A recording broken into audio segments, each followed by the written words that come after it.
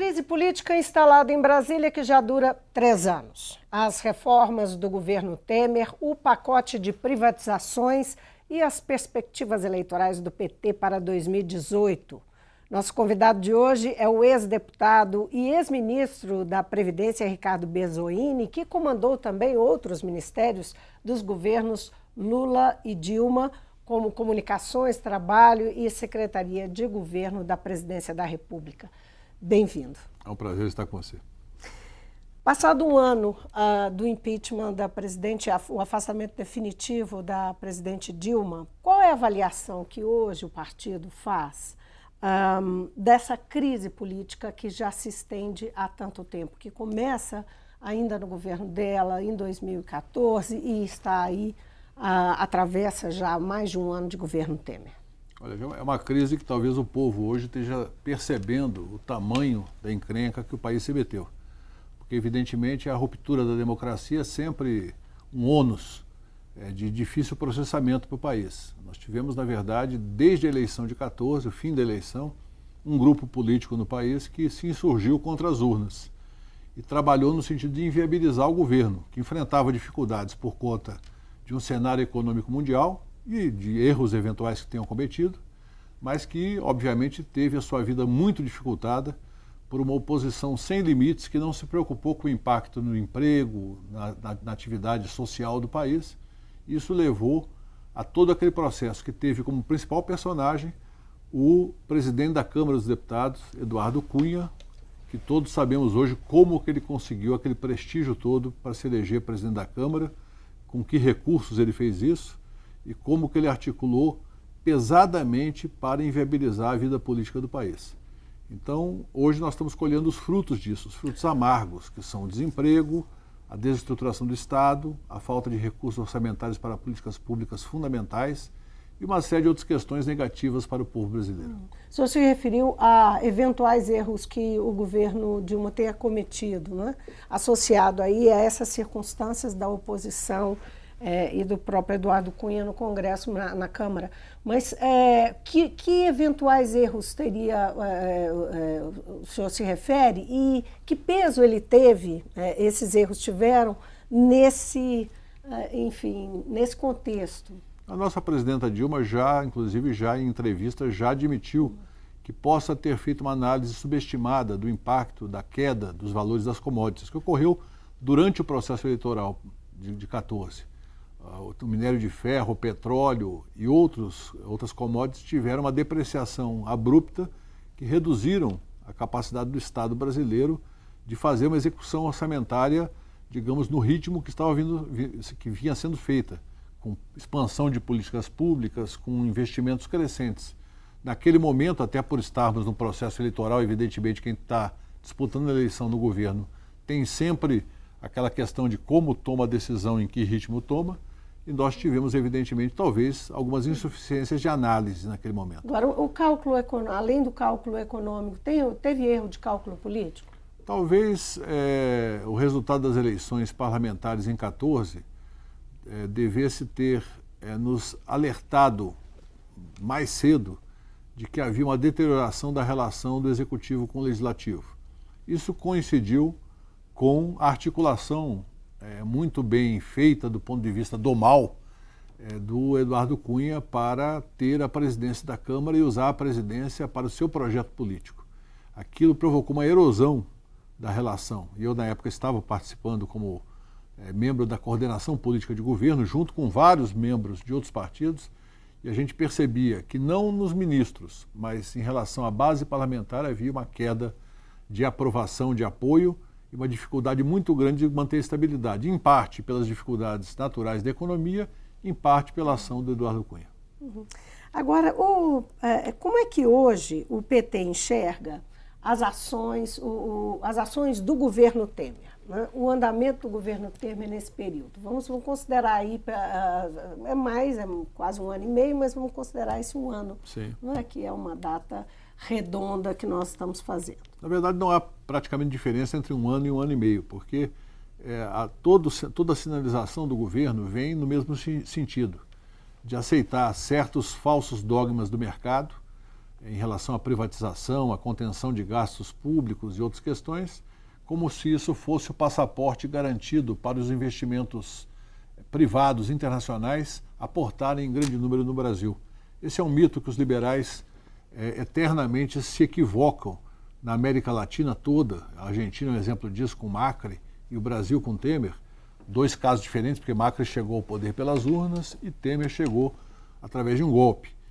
Mas em todos esses casos, o que acontece é o seguinte: você enfraquece a capacidade do Estado, você não promove as reformas que são a favor do povo, e sim aquelas que são contra o povo, como, por exemplo, a previdenciária, a trabalhista e a PEC do teto, e você não cria condições para o Estado se reorganizar para um novo ciclo de crescimento.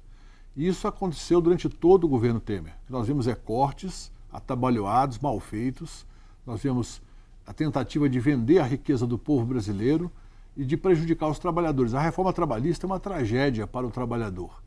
Talvez os efeitos não sejam sentidos no curtíssimo prazo, mas no médio e longo prazo será um prejuízo imenso para a classe trabalhadora brasileira.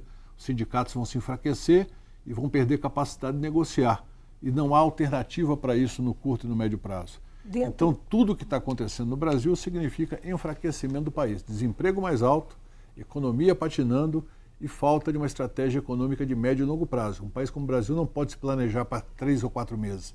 Tem que planejar para o médio e para o longo prazo. Dentro dessa leitura, o senhor inclui o pacote de privatizações que foi anunciado? Sem dúvida. Porque, veja bem, eu não sou contra qualquer privatização. Nunca fui.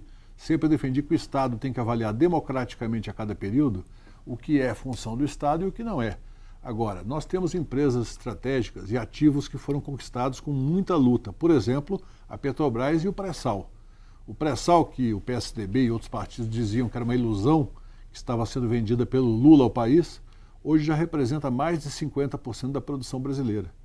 E o projeto da gestão Tucano-PMDB à frente da Petrobras é vender fatias grandes do pré-sal.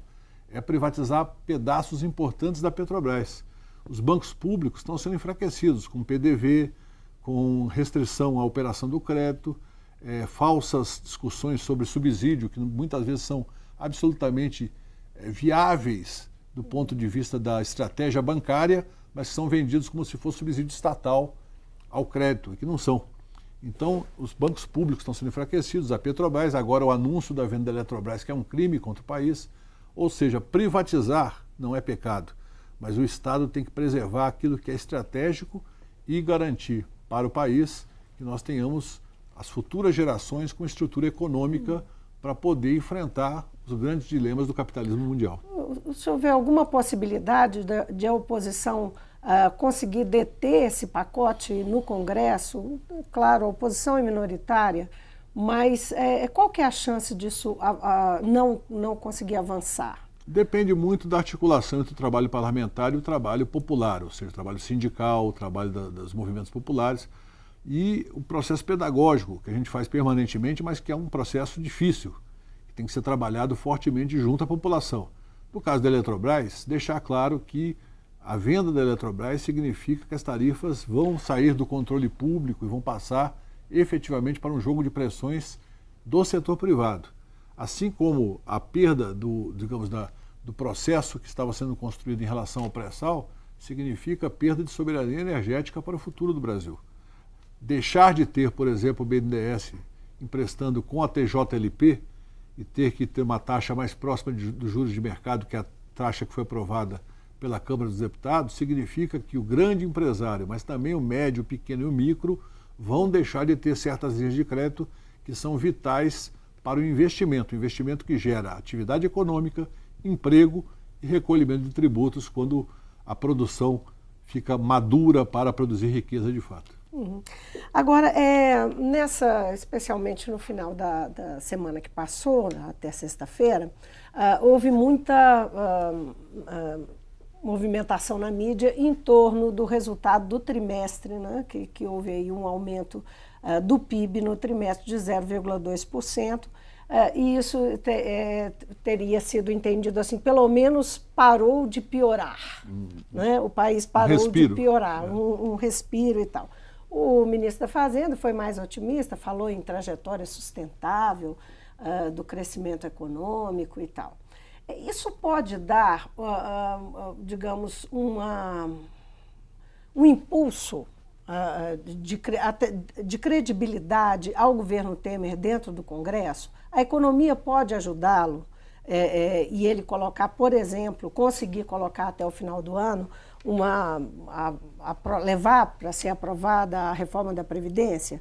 Como é que o senhor vê isso, apesar da fala do Rodrigo Maia, do presidente da Câmara, nessa segunda-feira, que a reforma da Previdência, a situação está cada vez mais difícil para ser aprovada, tem menos voto e tal. Mas como é que o senhor enxerga esse cenário e a possibilidade desse discurso liberal, essa agenda liberal, conseguir ser mantida de uma forma mais intensa daqui para frente? Os analistas mais lúcidos da mídia e dos setores da análise econômica brasileira já fizeram uma avaliação muito clara desse resultado do PIB. Ele está concentrado no consumo das famílias, que teve um empurrão grande, e eu acho positivo até que esse empurrão exista para melhorar um pouquinho a situação social do país, da liberação das contas inativas do Fundo de Garantia, que foram 40 bilhões de reais que foram despejados no mercado. Uma parte das famílias usou isso para reduzir dívidas, outra parte para consumir alguma coisa que estava represada. Ou seja, esse resultado do PIB ele é enganoso. O investimento caiu, o investimento público, o investimento privado e também outras atividades econômicas importantes caíram. É só você ver o resultado dos diversos nichos da economia mês a mês. Tem setor crescendo? Tem. A exportação cresceu, de automóveis e outros setores também. Agora, não é suficiente para contrapor a falta de crédito no mercado interno e a falta de poder aquisitivo das famílias. Se você olhar o resultado, abstraindo essa bolha que foi criada artificialmente, ele é próximo de zero ou até talvez negativo. E o próprio IBGE considera que só dá para dizer em retomada do crescimento quando passa de 0,5% no trimestre. Então são dados que, evidentemente, o governo trabalha, como todo governo, a seu favor, tenta criar um ambiente de otimismo para tentar estimular mais consumo e mais investimento, mas os bons economistas não recomendam que a gente se entusiasme com isso. Eu acredito que a reforma da Previdência ela é muito difícil de ocorrer, embora eu acho que nós temos que ficar atentos para impedir que ela ocorra, porque ela é uma reforma ruim, é uma reforma que prejudica sobremaneira os trabalhadores mais pobres e mais frágeis, ao contrário do que diz a propaganda governamental, onde o governo gastou dezenas de milhões de reais para fazer propagandas falsas na televisão. Mas está muito difícil aprovar. Por que o senhor fala que é falsa? Falsa porque ele diz que não prejudica, que é uma reforma que traz mais igualdade, não traz mais desigualdade. Traria mais igualdade, por exemplo, se houvesse um meio de adiar as aposentadorias daqueles que ganham muito e facilitar o acesso aos benefícios daqueles que ganham pouco. Ou que criasse uma política compensatória para aqueles que chegam com mais de 50 anos no mercado de trabalho e têm dificuldade de permanecer no mercado de trabalho, que houvesse uma política pública para segurar essa pessoa no mercado de trabalho. Hoje, com o desemprego, nós sabemos que a seletividade aumenta muito. Então, é uma propaganda que não diz a verdade para o eleitor. É uma reforma focada na questão fiscal e com uma estratégia burra, porque estimulou milhares de brasileiros a antecipar sua aposentadoria. A corrida às agências do INSS foi muito grande e isso provoca, na verdade, mais despesas. Sem contar que o governo é contraditório. Ao mesmo tempo que diz que está havendo muita aposentadoria precoce, Banco do Brasil, Caixa Econômica Federal, Petrobras, Correios e Eletrobras promoveram planos de aposentadoria incentivada, ou seja, gastando o dinheiro dessas empresas para estimular as pessoas a aposentar antes. Gente que estava fazendo sua carreira no Banco do Brasil foi pressionada a se aposentar para abrir vaga ou para reduzir a folha de pagamento do Banco do Brasil sem nenhuma necessidade, que o lucro do Banco do Brasil continua muito bem, porque é um banco rentável, é um banco que tem competência profissional. Agora, essa situação, enfim, um pouquinho menos crítica da economia, quer dizer, com uma sinalização, pode ajudar de alguma forma na parte política, ou na relação com o Congresso, mesmo sem falar em reforma da Previdência, que realmente Sim. ela tem elementos um pouco mais complexos do ponto de vista enfim, dos deputados e dos senadores para ir à votação, né? Eu acho que toda vez que tem uma notícia boa, mesmo que ela não seja verdadeira, isso facilita a vida do governo no parlamento. A questão é que são notícias que têm curto prazo, curta duração. Eu costumo dizer que o desemprego, por exemplo, é um dado que tem um ciclo sazonal no Brasil e em todo o mundo. Então tem uma curva que normalmente o emprego cresce ao longo do primeiro e segundo trimestres, depois estabiliza-se no terceiro e no quarto ele começa a cair. Até chegar em dezembro tem às vezes 200, 300 mil demissões num único mês. Neste ano nós estamos verificando uma curva de estabilidade no momento onde deveria estar crescendo, o que significa que aponta para o final do ano um cenário muito ruim para o emprego. Então são situações que às vezes a notícia do mês é boa. Do que está sendo noticiado. Exatamente, a notícia do mês parece boa, mas quem conhece a lógica, a dinâmica daquele setor, sabe que a notícia não é tão boa assim. Agora, ministro, a Procuradoria-Geral da República prepara mais uma denúncia contra o presidente Michel Temer, né? E que deve chegar ao Congresso, à Câmara dos Deputados, em breve. Pelo menos é o que está sendo aguardado. O senhor acha que ele ainda pode ser afastado? E o que o PT acha disso? Não é? Porque a verdade é que nós estamos há muito pouco tempo das eleições de 2018. Não é? Seria a mudança de mais um presidente. O que eleitoral, tanto do ponto de vista eleitoral quanto do ponto de vista dos interesses do país, o PT acha disso? Primeiro, nós não podemos misturar uma questão com outra. Eu sempre defendi que assuntos dessa natureza sejam tratados sem se fazer cálculos eleitorais. A questão da denúncia, a se avaliar a consistência, a densidade, ela tem que ser apreciada pelos deputados como se os deputados fossem juízes. Eu sempre que fui parlamentar defendi que na Câmara, quando você aprecia um processo dessa natureza, seja no Conselho de Ética ou no plenário, o deputado não pode sequer seguir orientação de bancada. O deputado tem que julgar de acordo com a avaliação dos autos. Ele deve ler os autos e deve avaliar. Portanto, quando sair a denúncia, acho que cada deputado vai ter que se debruçar para avaliar. Evidentemente, a gente sabe que tem um jogo político por trás. Mas eu não acho que seja razoável. Um pouco distante disso que o senhor está dizendo. Não, mas não é, eu acho que tem certas questões conceituais que a gente tem que repetir, mesmo quando a realidade está distante disso. Porque não é possível você ter uma democracia num país onde você vai apreciar uma denúncia contra um parlamentar ou contra um mandatário do executivo e nós temos o que aconteceu no julgamento da Dilma, um espetáculo circense absolutamente constrangedor e que mostrou ao país que o nosso parlamento talvez não esteja à altura da democracia que nós sonhamos. Então nós precisamos repetir isso muitas vezes para não ficarmos, digamos, cínicos diante da realidade. Eu acho que o Brasil precisa prestar atenção nessas questões. Como houve o erro em relação à Dilma, na minha opinião, houve o erro em relação ao Temer agora, recentemente, porque não foi observado o que estava nos autos e ele foi absolvido, ou melhor, não foi acatada, foi rejeitada a denúncia, que só poderá ser processada após o final do mandato, e agora uma nova denúncia vai colocar o parlamento diante do mesmo dilema, ou seja, vai olhar para os autos ou vai olhar para as conveniências políticas e para as emendas parlamentares e os cargos de cada deputado. Bom, se for por esse caminho dos cargos e das emendas, nós sabemos que haverá uma grande atividade constrangedora para o país. Eu acho que fica difícil para ele manter a condição da presidência.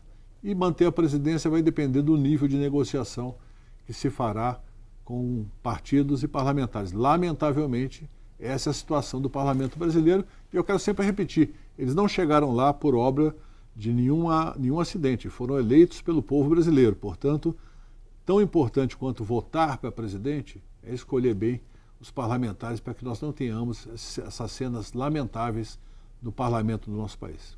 O senhor acredita que as eleições gerais de 2018 vão acontecer normalmente? Eu espero que sim. O Brasil vive... Depois de tudo que nós estamos vivendo, essa crise que não acaba, né? A crise política que não acaba, as incertezas, as ideias de mudança de sistema.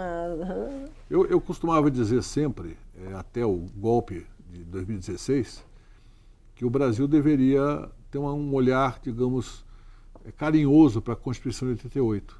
Porque apesar dela ter muitos defeitos e contradições, ela permitiu o mais longo período de democracia da história do Brasil.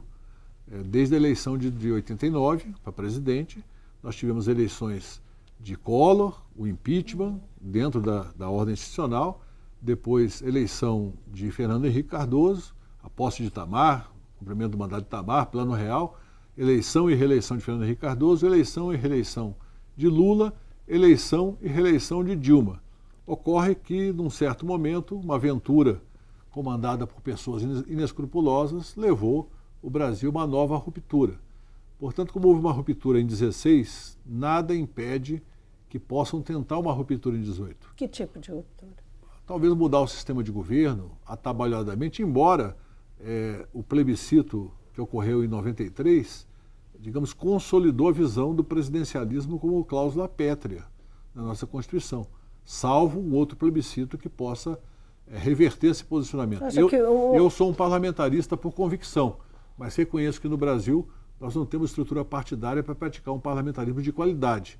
Até o presidencialismo fica difícil nessa situação, então nós temos que ter um olhar muito atento também para a reforma dos partidos. Os partidos políticos do Brasil, lamentavelmente, estão com um déficit muito grande de discussão programática e de capacidade de elaborar uma estratégia de comunicação real e não falsa para o Brasil. Eu vejo as propagandas dos partidos na televisão e fico imaginando, conhecendo bem os partidos como eu conheço, por ter sido ministro e parlamentar, fico imaginando em que mundo eles estão por tentar enganar de maneira tão direta os eleitores com discursos descolados da realidade.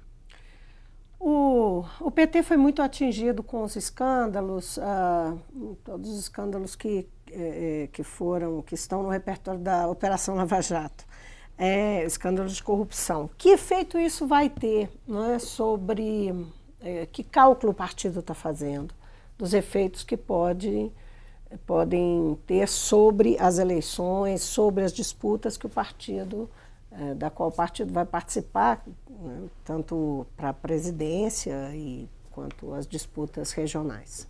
Veja bem, o Brasil teve um aprendizado nos últimos anos sobre o mal que o financiamento privado de campanha e a interferência do poder econômico sobre a política provoca no país. Em 2014, de certa forma, o PT era o partido mais atingido. Quando teve a eleição presidencial que reelegeu Dilma, nós tínhamos apenas 2 anos do final do julgamento do Mensalão. E havia um peso muito grande sobre o PT nesse sentido. De lá para cá, ficou claro que esse malefício do financiamento privado e do poder econômico atingiu todos os partidos, inclusive o candidato que foi derrotado em 14, o senador Aécio Neves, que foi atingido por denúncias gravíssimas posteriormente. O Michel Temer, que se beneficiou do golpe de 16, também atingido por denúncias de vários partidos. Eu digo isso não para nivelar, mas para lembrar o seguinte: não tem nenhum partido que tenha sido mais ou menos atingido nesse processo. Hoje estão todos duramente atingidos por conta dessa combinação nefasta entre financiamento privado e influência privada no processo político. Existe um forte antipetismo, né? Presente. Existe um forte anti-tucanismo, existe um forte anti-PMDBismo, e o pior que eu acho que é para o povo brasileiro é que da maioria do povo hoje existe um forte antipolítica, que pode levar talvez a tentativas de soluções que parecem fora da política, que já aconteceu nas eleições municipais de 16, mas na verdade são políticos disfarçados de outra coisa. Então, a maior preocupação nossa é como reconstruir, digamos, a credibilidade da sociedade numa atividade fundamental para qualquer país, que é a representação política das opiniões e interesses dentro da sociedade. Se não tivermos essa capacidade, e não é fácil, não tem fórmula mágica, eu creio que nós podemos cair numa democracia muito fraca ou numa aventura autoritária. Eu não gostaria de ver nenhum dos dois cenários. Eu, como amo a democracia e acho que a política pode ser boa, pode ser bem conduzida, eu acredito que em 2018 seria importante organizar os 2 polos que tem no país. O polo que defende uma economia mais solidária, com maior distribuição de renda, com uma visão de inclusão, e um polo que defende uma certa meritocracia mal explicada, é uma opinião minha, evidentemente, mas que defende o liberalismo, a privatização, a reforma da Previdência, a reforma trabalhista. São 2 polos que existem de fato. Mas há quem entenda que esses polos estão se mudando aí, estão não é? fracos. Estão fracos. Os 2 polos estão fracos, mas ainda são as 2 forças vivas a figura do Bolsonaro, mais representativas. Né? O Bolsonaro representa um nada, porque ele, na verdade, ele não tem um programa para o país, ele não tem uma história política digna de nota, ele construiu, digamos, um personagem quase caricatural, que muitas vezes você vê pessoas nas redes sociais defendendo essa figura de maneira absolutamente inconsistente. Claro, pode ganhar? Pode. Você viu o que aconteceu na França agora recentemente, uma figura menos, digamos, caricatural, que é o Macron, ganhando e sacudindo todo o sistema político do país. Mas ganhou a eleição e já despencou na sua popularidade em apenas 3 meses. Por quê?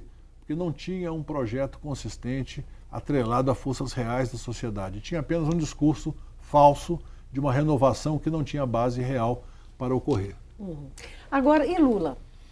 Lula, nós sabemos, ele tem um risco, não é? Claro. De não ser candidato por conta, ele está fazendo toda a movimentação de um pré-candidato pelo Nordeste, se coloca como tal.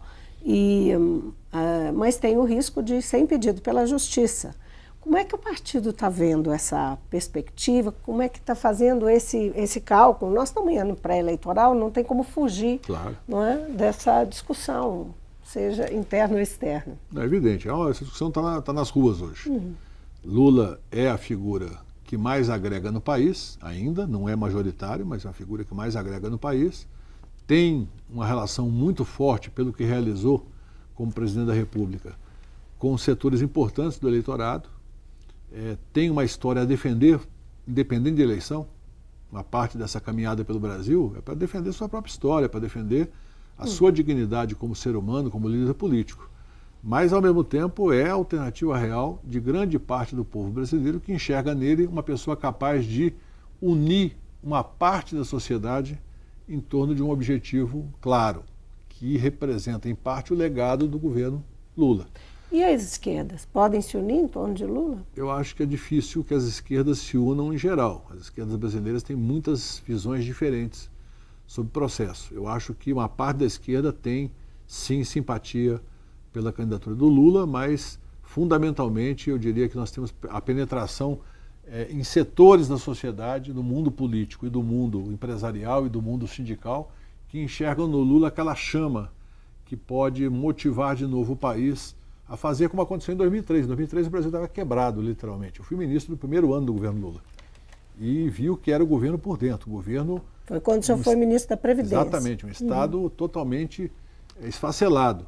E lentamente, com poucas condições, nós fomos reconstruindo a crença de que era possível o Estado liderar a sociedade e a sociedade se integrar com o Estado. O Conselho de Desenvolvimento Econômico foi fundamental, as conferências de educação, de saúde, de enfrentamento ao preconceito, enfim, todas as conferências e o diálogo com setores importantes da sociedade. Inclusive, eu me lembro, para articular a discussão da Previdência naquela época, eu fui a São Paulo discutir com o PSDB de São Paulo, vim a Minas Gerais discutir com o então governador Aécio Neves, fui à Bahia conversar com o PFL, que na época tinha esse nome, fui ao Rio Grande do Sul conversar com o PMDB do Rigoto. Por quê? Uma visão de que o governo federal tem que ter em vários assuntos uma visão suprapartidária do processo gerencial, do processo de governo e fazer os enfrentamentos nas eleições. E eu acho que isso daí foi o que levou o Lula a ser a liderança que é, tanto é que ele foi reeleito em condições adversas, porque teve crises, teve o mensalão, teve problemas naquela época, e nós reelegemos Lula porque ele mostrou para o povo que ele tinha capacidade de liderar o país. Rapidamente, só para a gente encerrar, que o nosso tempo acabou, tem plano B? O PT aposta no Lula até o fim? O Lula é o nosso candidato. É claro que, havendo esse risco, você tem que contar com a possibilidade de ter que tomar decisões, mas quem tem plano B não cuida do plano A. O plano A é Lula e nós vamos lutar para demonstrar que uma eleição sem Lula é ruim para o país, porque enfraquece a crença na democracia. Lula é uma liderança indispensável ao processo eleitoral de 2018. Ministro, muitíssimo obrigada pela presença no mundo político. Eu que agradeço. Eu conversei com o ex-deputado federal e ex-ministro da Previdência, Ricardo Berzoini. Ele foi também ministro do Trabalho e Emprego, ex-ministro-chefe da Secretaria de Governo da Presidência, esteve nos governos Lula e Dilma. E nosso assunto aqui, enfim, essa crise política que se arrasta há 3 anos no país e as perspectivas eleitorais do PT para 2018. O Mundo Político fica por aqui. Obrigada por nos acompanhar e até o próximo programa.